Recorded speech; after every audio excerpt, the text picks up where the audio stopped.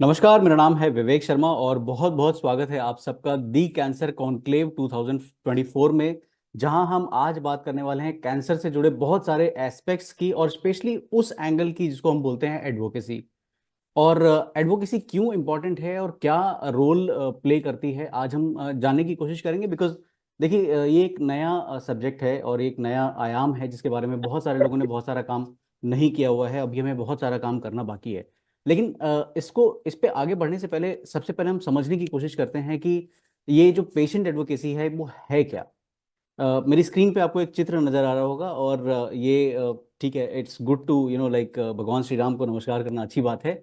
लेकिन ये सिर्फ नमस्कार करने के लिए ये चित्र नहीं है। यहाँ पे इस चित्र में आप देखेंगे कि ये वो सीन है जब लक्ष्मण जो है मूर्छित हुए होते हैं और राम जी जो है उनको गोद में लेकर बैठे हुए हैं। और उस समय जो है हनुमान जी को जो है बोला जाता है कि भाई ये बूटी है, ये बूटी लेकर आनी है। और वो बूटी की बजाय जो है पूरा पहाड़ लेकर आते हैं। अगर आप सब जो है मेरे ख्याल से सब कैंसर से रिलेटेड लोग ही अवेलेबल हैं यहाँ पे और वो मुझे देख रहे हैं, हम सब जुड़े हुए हैं साथ में। अगर आप रिलेट करने की कोशिश करेंगे तो क्या ये कैंसर जैसा सीन नहीं है। भाई श्री राम जी जो हैं वो बहुत बलवान हैं, बहुत काबिल व्यक्ति हैं, लेकिन उसके बाद भी वो कुछ नहीं कर पा रहे हैं क्योंकि उनका भाई जो है, उनका परिवारजन जो है वो मूर्छित पड़ा हुआ है। उनके आसपास बहुत सारे लोग हैं, सबके पास अपने अपने ज्ञान हैं और सब लोग अपने अपने ज्ञान दे भी रहे हैं लेकिन कुछ कर नहीं पा रहे हैं। ऐसे में जो है एक व्यक्ति जो है वो किसी को बोलता है कि भाई पंडित जी, वैद्य जी क्या करेंगे, तो वैद्य जी बताते हैं कि भैया ये दवाई है। अब जो केयर गिवर है वो भी जाता है, उसको ये नहीं समझ में आता कि भाई बूटी कहाँ है, कौन खोजते फिरेगा। उन्होंने पूरा पहाड़ ही उठा लिया, फिर लेकर आते हैं तो फिर पता चलता है कि भैया ये बूटी है और दो, और ऐसे काम होता है। आज का हमारा कैंसर का सिनेरियो काफी कुछ ऐसा ही है, जहाँ पे एक एडवोकेट की हमें ज़रूरत होती है, जैसे कि डॉक्टर्स हैं, लेकिन they have their own limitations. Then like हमें पूरा पहाड़ नहीं उठाना है। आज बहुत सारी चीज़ें बदल गई हैं। आज जो है हमें सिर्फ संजीवनी बूटी की ज़रूरत है। अब ये चाहे कीमोथेरेपी हो, टारगेटेड थेरेपी हो, इम्यूनोथेरेपी हो, लेकिन सबसे इंपॉर्टेंट चीज़ है कि भाई ये मिले कैसे, आए कहाँ, कैसे हम यहाँ तक पहुँचे। सो to understand this thing, we at UHAPO we have done one study kind of thing, जहाँ पे हमने 700 से ज़्यादा लोगों को कैंसर पेशेंट्स एंड केयरगिवर्स को इंटरव्यू किया। एंड हमने एक कॉमन ट्रेंड या कॉमन थ्रेड पाया उन सारे लोगों में। वो ये है कि एक, भाई देखिए, फिजिकली हम जैसे भी प्रोग्रेस करते हैं क्योंकि वो चीज़ें दिखती हैं तो हम उसके बारे में बात करते हैं। भाई आज मेरा पेट दर्द है, आज मेरे सर दर्द है, आज मुझे फीवर है। लेकिन जब मन खराब होता है तो हम बात ही नहीं करते हैं। लेकिन हकीकत यह है कि मन और शरीर जो है हमारा साथ साथ चलता है। और ऐसे ही एक इवैल्यूएशन एवोल्यूशन होता है पेशेंट की लाइफ में, जिसको इवैल्यूएट करना बहुत जरूरी होता है। एंड चाहे वो नॉर्मल जब पेशेंट होते हैं या जब हम पेशेंट नहीं होते हैं, देखिए कितनी विडंबना की बात है कि मतलब जब एक एक व्यक्ति जो है एक डायग्नोसिस के बाद जो है एक मरीज बन जाता है या कैंसर पेशेंट बन जाता है, उसकी आइडेंटिटी ही चेंज हो जाती है। ये बहुत बड़ा स्टेप है। एंड पूरी जर्नी जो है उसको तय करनी होती है और इस जर्नी में बहुत सारे सवाल होते हैं उसके मन में, और वो सवाल जो है वो चेंज होते जाते हैं जैसे जैसे वो जो प्रोग्रेशन है डिसीज का या जो सर्वाइवल है वो आगे बढ़ता जाता है। मेरे बाद बहुत सारे लोग हैं जो आपसे बात करेंगे और आपको ये भी शेयर करने की कोशिश करेंगे कि कैसे ये होता है। एंड जब पेशेंट जो है किसी लेवल पे होता है, इसमें जैसे देखिए हम confused, victim mentality, nervousness, hope, irritation and frustration and positive response, ये इतने एक दो तीन चार पाँच छः छः स्टेजेस हैं यहाँ पे। इन छः स्टेजेस में हर स्टेज पे पेशेंट की जो है रिक्वायरमेंट जो है, जो ज़रूरतें हैं वो बदलती चली जाती हैं। भाई किसी स्टेज पे कुछ चाहिए, किसी स्टेज पे कुछ चाहिए। लेकिन सबसे बड़ी प्रॉब्लम कैंसर में ये होता है कि किसी को पूरा पिक्चर पता नहीं होता है कि हमको एक्चुअली क्या चाहिए। इसके लिए बहुत ज़रूरी है कि हम सब जो है साथ में मिलकर काम करें, बिकॉज कॉम्प्लेक्स बीमारी है, जितना भी थोड़े बहुत अनुभवों से मैं समझा हूँ। और इसके बारे में बहुत सारी चीज़ें अभी भी अननोन हैं। काफ़ी सारा काम हो रहा है, रिसर्च हो रहा है, सब कुछ हो रहा है, लेकिन अभी भी बहुत सारी चीज़ें करने के लिए बाकी हैं। तो प्रॉब्लम क्या होती है, किस टाइप की प्रॉब्लम्स होती हैं हमारे यहाँ कैंसर पेशेंट्स में? जो सबसे बड़ी प्रॉब्लम होती है वो नेविगेशन की होती है। ये नहीं पता होता कि जाना कहाँ है, किससे बात करनी है। मुझे तकलीफ है, जब हम दूसरे लोगों से मिलते हैं तो लगता है अरे यार इसकी भी तकलीफ ऐसी है, ये भी वैसे ही है, ये भी वैसे ही, अच्छा अच्छा अच्छा, चलो अब हम लड़ सकते हैं। फिर इमोशनल टर्मोइल होता है क्योंकि आपकी आइडेंटिटी जो है पूरी चेंज हो जाती है। आप कल तक मित्र होते हो, कल तक डॉक्टर होते हो, कल तक कोई प्रोफेशन आप कैरी करते हो, आपकी वो आइडेंटिटी होती है, लेकिन आज आप सिर्फ और सिर्फ एक कैंसर मरीज हो। या एक कैंसर केयर गिवर हो, पूरी आइडेंटिटी चेंज हो जाती है। देन बीमारी है, तकलीफ है, फंक्शनल प्रॉब्लम्स होते हैं, वो जो है हमें परेशान करते हैं। देन सोसाइटी जो है डिफरेंटली बिहेव करना शुरू कर देती है, बेचारगी की निगाहों से देखना शुरू कर देती है, या ओवर सिंपैथेटिक हो जाती है। कई कई बार जो है सिंपैथी नहीं होती है लोगों में, बड़ी मतलब अनप्रोफेशनल तरीके से उनको हैंडल किया जाता है। एंड यस, हमने हर जगह सुना है, देखा है, जाना है कि भाई कैंसर जो है बड़ी महंगी बीमारी है, एक्सेस को लेकर बहुत सारे प्रॉब्लम्स होते हैं, तो वो फाइनेंशियल टॉक्सिसिटी, वो चीज़ें यहाँ पे होती हैं। Now the thing is that भाई हम इतनी सारी चीज़ें समझ रहे हैं, तो अब हम करें क्या? भाई देखिए, एडवोकेसी की बात करने के लिए मैं या ये प्लेटफॉर्म या कुछ और लोग जो भी हमारे साथ जुड़ते हैं, जुड़ रहे हैं, हम पहले व्यक्ति नहीं है। बहुत सारे लोगों ने बहुत सारा काम किया हुआ है और कुछ कुछ टुकड़ों में करा हुआ है, एंड हमें ये भी पता नहीं है कि मतलब वो एडवोकेसी है। लेकिन मोटा मोटी अगर हम बात करें तो 5 लेवल पे एडवोकेसी बहुत जरूरी है। पहली चीज जो है, हॉस्पिटल एडवोकेसी जरूरी है, क्योंकि पेशेंट जो है आता है अस्पताल, वहां पे ही डायग्नोसिस होता है। दूसरी जो है, गवर्नमेंट की पॉलिसी पे एडवोकेसी होना बहुत जरूरी है, बिकॉज कोई बड़े अस्पताल या कोई बड़े ग्रुप जो है, मतलब एक बड़ा देश को नहीं संभाल सकते हैं, तो सरकार को बीच में आना ही पड़ेगा, और सरकार को ही जो है ये चीजें ड्राइव करनी होंगी। Yes, there would be lot of people who would be required to support them and guide them. Third is collaboration with organisation.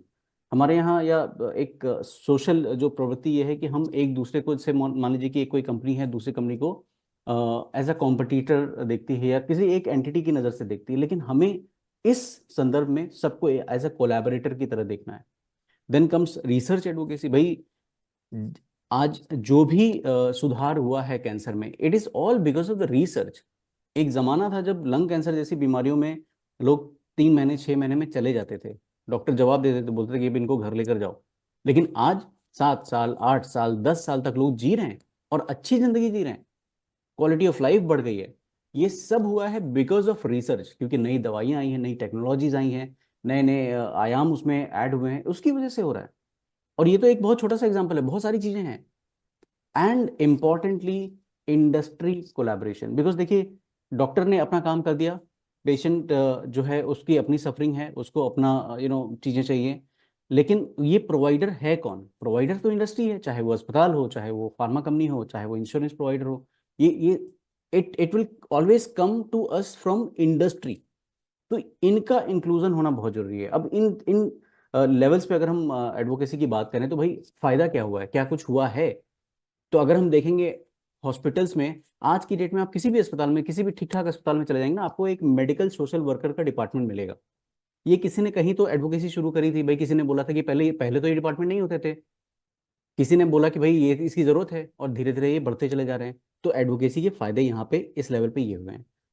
अब कई जगह पे कंसेशन टिकट्स मिलते हैं, फ्री टिकट्स मिलते हैं for patients and care givers जो cancer के होते हैं। क्यों आया ये? एडवोकेसी की वजह से है ना, किसी ने बोला कि भैया जाओ बूटी लेकर आओ। Then virtual consultation. आप देखिए ना, कोविड के पहले एक टेली कंसल्टेशन करने के लिए कोई डॉक्टर रेडी नहीं होता था, बिकॉज वो मेडिको लीगल इश्यूज, लॉ, ये वो दुनिया भर की चीजें थी।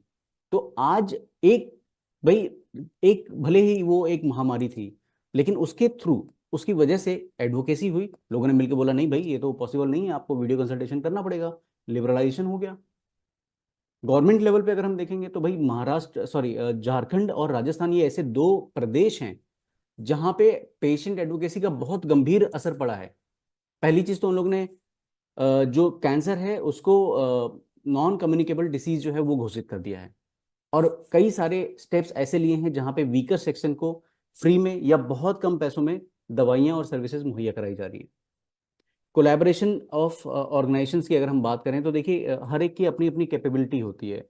और जैसे मान लीजिए कि अब अगर हम अस्पताल का एग्जांपल लें, हम क्योंकि स्वास्थ्य की बात करें, कैंसर की बात करें, डॉक्टर जो है वो नर्स का काम नहीं कर सकता, नर्स जो है वो क्लर्क का काम नहीं कर सकती, क्लर्क जो है किसी और का काम नहीं कर सकता, सबको एक साथ आना पड़ेगा, क्योंकि सबकी अपनी अपनी अलग अलग कैपेबिलिटी है। अगर ये एक इकोसिस्टम बन सकता है, तो हमें भी एक अच्छा बेहतर और बढ़िया इकोसिस्टम बनाने की जरूरत है। और वो तभी होगा जब हम कोलैबोरेटिव वे में एक साथ आएंगे, हम अपने प्रायोरिटीज को दूसरे की प्रायोरिटीज से अलाइन करेंगे, अपने कह सकते हैं कि बड़ी क्रूड लैंग्वेज में, अगर ईगो को जो है या हमारी जो चीजें हैं उसको पीछे छोड़कर एक कॉमन कॉज के लिए, बड़े कॉज के लिए साथ आएंगे। रिसर्च, रिसर्च में एडवोकेसी आज आप खुद ही देखिए कितना बड़ा इम्पैक्ट हुआ है। कि रियल लाइफ एविडेंस बिल्डिंग हो रही है आज। भाई 10 साल पहले, 8 साल पहले कुछ ऐसे लोग आए जिन्होंने बोला कि नहीं नहीं, ये दवाइयाँ अगर रिसर्च हो रही तो हमको भी मिलनी चाहिए, हम बनेंगे पार्ट क्लिनिकल ट्रायल का, और वो बने। उसकी वजह से उन्होंने कितने सारे लोगों के लिए वो रास्ते खोल दिए। इनफैक्ट फार्मा कंपनीज ने जो उनके प्रोडक्ट लॉन्चेस होते थे, जो उनको 2.5 साल 3 साल के बाद करने होते थे, उन्होंने प्रीपोन किए। ये फर्क है एडवोकेसी का, ये फर्क है सबको साथ आने का।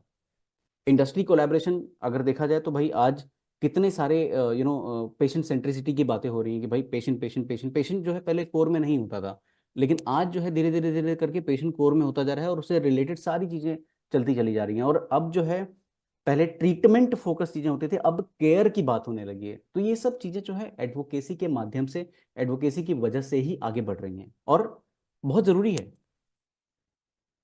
अब हमें करना क्या है भाई, यहाँ तक तो हम आ गए, भाई आगे भी तो जाना है, और आगे क्या करेंगे। पहली चीज, सबसे अच्छी चीज जो है हमने वो करी है, जो हम साथ मिलकर यहाँ तक आए हैं, वो एंगेजमेंट जो है, वो चाहे वो सरकार के साथ में हो, चाहे इंडस्ट्री के साथ में हो, इंश्योरेंस कंपनी के साथ में हो, फार्मा कंपनी के साथ में हो, दूसरे अस्पतालों के साथ में हो, दूसरे सपोर्ट ग्रुप्स के साथ में हो, डॉक्टर्स के साथ में हो, दूसरे पेशेंट फोरम्स के साथ में हो, इन सारी चीज़ों को साथ में लेकर आगे आगे बढ़ते चल रहा है। ये डिसकंटिन्यू नहीं करना चाहिए। ये तो एक छोटा सा पहल हमने लिया है, अभी तो आगे बहुत काम करना है। दूसरा, कोलैबोरेटिव एफर्ट्स। आज हम खुद एज उहापो जो हमारी सोशल एंटरप्राइज है, उसके तहत हम बहुत सारे लोगों से जुड़ते हैं। भाई उनकी कैपेबिलिटी कुछ और है, हमारी कैपेबिलिटी कुछ और है, लेकिन साथ में मिलकर हम एक कुछ बहुत बड़ा काम जो है करने की कोशिश कर सकते हैं, और ज़्यादा लोगों को, ज़्यादा लाइफ्स को हम टच कर पा रहे हैं। डाइवर्स एडवोकेसी पार्टनर्स हमको ढूंढने पड़ेंगे, बिकॉज जैसा कि अभी मैंने बताया, कैपेबिलिटी लाइक अगर मेरी कमी, कैपेबिलिटी जो है एक चीज़ है, मेरे पास कुछ कमी है, तो वो कमी को मैं पूरी कर सकता हूँ। आज आज वो जमाना नहीं है जब हम चिट्ठी और तार पे या टेलीफोन पे डिपेंडेंट है। आज तो एक मैसेज पे सारे काम हो जाते हैं। आज के दिन में अगर हम नहीं कर पाएंगे तो कैसे करेंगे। तो डाइवर्सिटी का सबसे बड़ा फायदा ये होता है कि हम एक दूसरे की प्रैक्टिसेस से सीख सकें। भाई रेयर डिसीज वालों ने कैसे किया, सिकल सेल वालों ने कैसे किया, अगर वो कर सकते हैं तो क्या हम उनसे कुछ सीख सकते हैं। क्या दूसरे डिपार्टमेंट ने कुछ ऐसा करा जिससे हम सीख सकते हैं, क्या हम उनके साथ में अपनी बेस्ट प्रैक्टिसेस शेयर कर सकते हैं। So we have to have a diverse advocacy partners. And then yes, cancer treatment से उठकर, हालांकि ट्रीटमेंट बहुत इंपॉर्टेंट है और बेसिक है, लेकिन स्टिल कहीं ना कहीं हमको शुरुआत करनी चाहिए केयर एडवोकेसी के लिए। क्योंकि कैंसर जो है सिर्फ फिजिकली इम्पैक्ट नहीं करती है, सोशली, इमोशनली, फाइनेंशियली, हर तरह से इम्पैक्ट करती है। और जब मन खुश होता है तभी तन जो है वो बेहतर हो सकता है। तो मुझे लगता है कि जो ये एडवोकेसी का जो प्रोग्राम है, मेरे ख्याल से बहुत सारे लोगों को इसमें बहुत कुछ सीखने को मिलेगा आज, क्योंकि हम बहुत सारे एक्सपर्ट्स लेकर आए हैं आपके लिए। और आप कहीं मत जाइएगा, जुड़े रहिएगा हमारे साथ। और मैं उम्मीद करता हूँ कि मतलब आपको जो पर्सपेक्टिव है मेरा वो शायद सही लगा हो। अपने विचार जरूर व्यक्त कीजिएगा और मुझ तक पहुँचेगा। आप लिंक में भी डाल सकते हैं, जो चैट बॉक्स है वहाँ पे भी अपने विचार